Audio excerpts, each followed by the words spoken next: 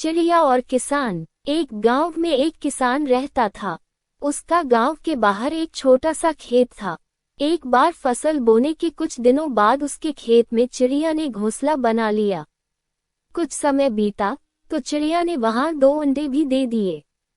उन अंडों में से 2 छोटे छोटे बच्चे निकल आए। वे बड़े मजे से उस खेत में अपना जीवन गुजारने लगे। कुछ महीनों बाद फसल कटाई का समय आ गया।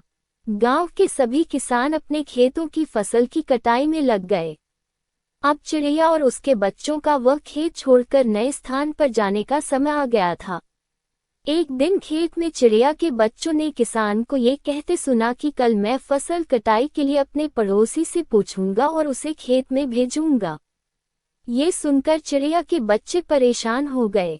उस समय चिड़िया कहीं गई हुई थी। जब वह वापस लौटी तो बच्चों ने उसे किसान की बात बताते हुए कहा, माँ, आज हमारा यहाँ अंतिम दिन है। रात में हमें दूसरे स्थान के लिए यहाँ से निकला होगा। चिड़िया ने उत्तर दिया, इतनी जल्दी नहीं बच्चों, मुझे नहीं लगता कि कल खेत में फसल की कटाई होगी। चिड़िया की कही बात सही साबित हुई।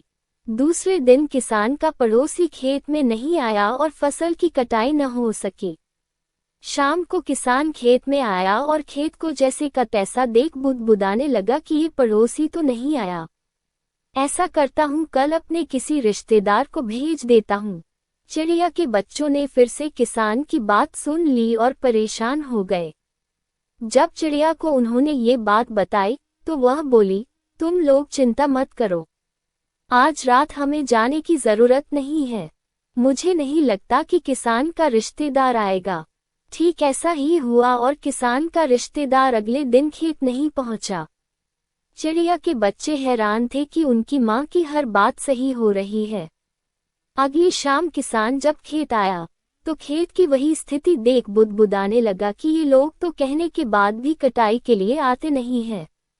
कल मैं खुद आकर फसल की कटाई शुरू करूंगा। चिड़िया के बच्चों ने किसान की ये बात भी सुन ली। अपनी माँ को जब उन्होंने ये बताया तो वह बोली, बच्चों, अब समय आ गया है ये खेत छोड़ने का। हम आज रात ही ये खेत छोड़कर दूसरी जगह चले जाएंगे। दोनों बच्चे हैरान थे कि इस बार ऐसा क्या है जो माँ खेत छोड़ने को तैयार है। उन्होंने पूछा तो चिड़िया बोली, बच्चों, पिछली 2 बार किसान कटाई के लिए दूसरों पर निर्भर था। दूसरों को कहकर उसने अपने काम से पल्ला झाड़ लिया था, लेकिन इस बार ऐसा नहीं है।